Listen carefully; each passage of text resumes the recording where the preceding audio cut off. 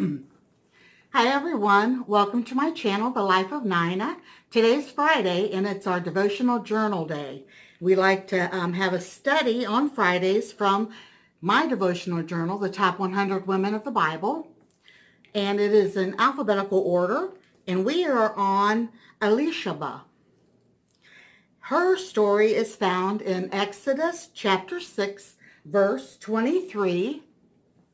And I'll read from the Bible first. Let's see here, chapter 6, verse 23.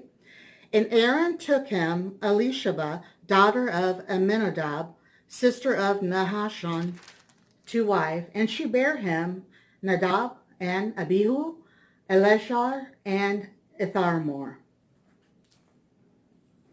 Okay, I did try and I looked up all the names and to find out how to pronounce them correctly. I wrote them down in the way that I would pronounce them. So if I still butchered them, I tried. I tried to get it right for you guys. And it just, I like to get them right. And like I said from the beginning, for all the new subscribers that I have, I think that it's important.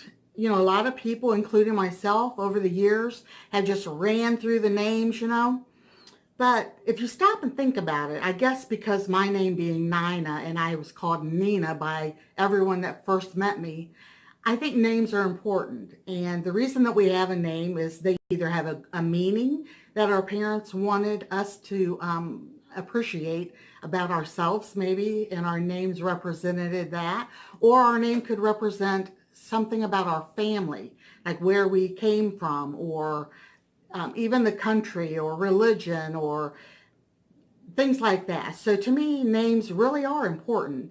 And I like to be called by how my parents originally wanted me to be called, Nina.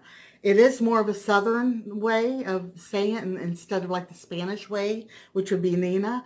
But because of that reason, I kind of like to try my best to get these names as close as I can pronounce them. Some of them are really, really tough. If you're not, I've never been raised around or even heard, I don't believe, the accents of these people other than maybe in YouTube.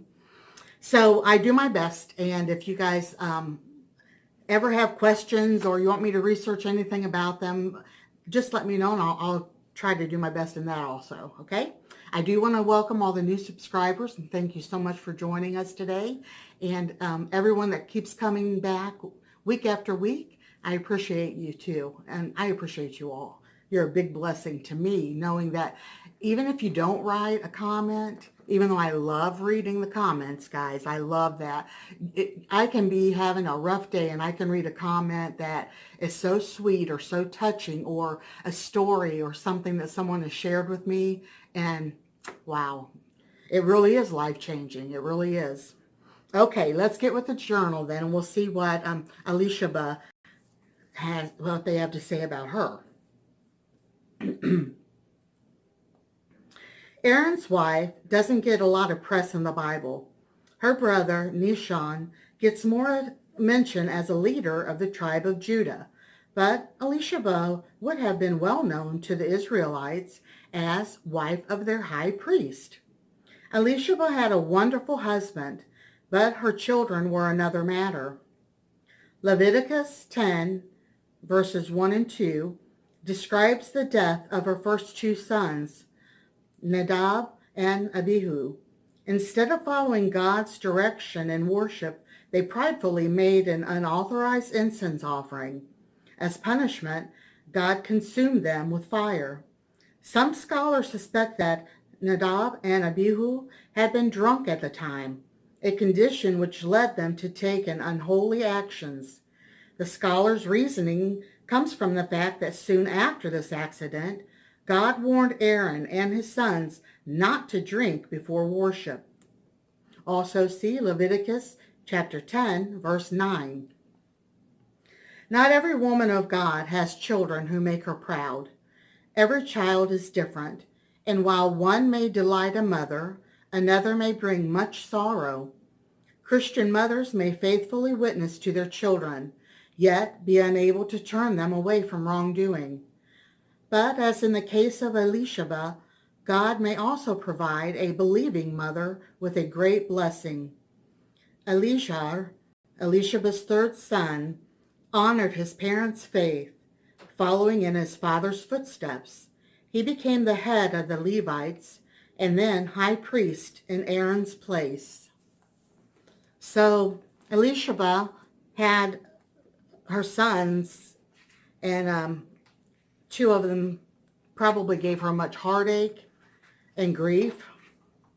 And then the Lord took them because of their disobedience and doing things of their own will.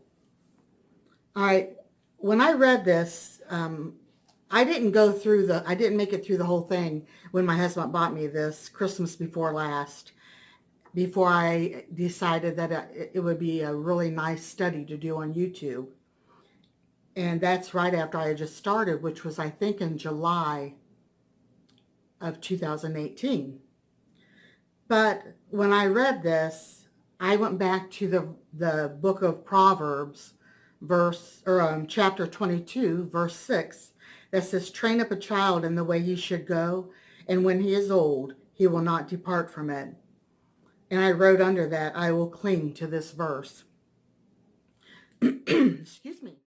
I'm sorry, everybody, but I ended up cutting that video too short before I got a chance to say thank you for being here with me today, and that I appreciate each and every single one of you.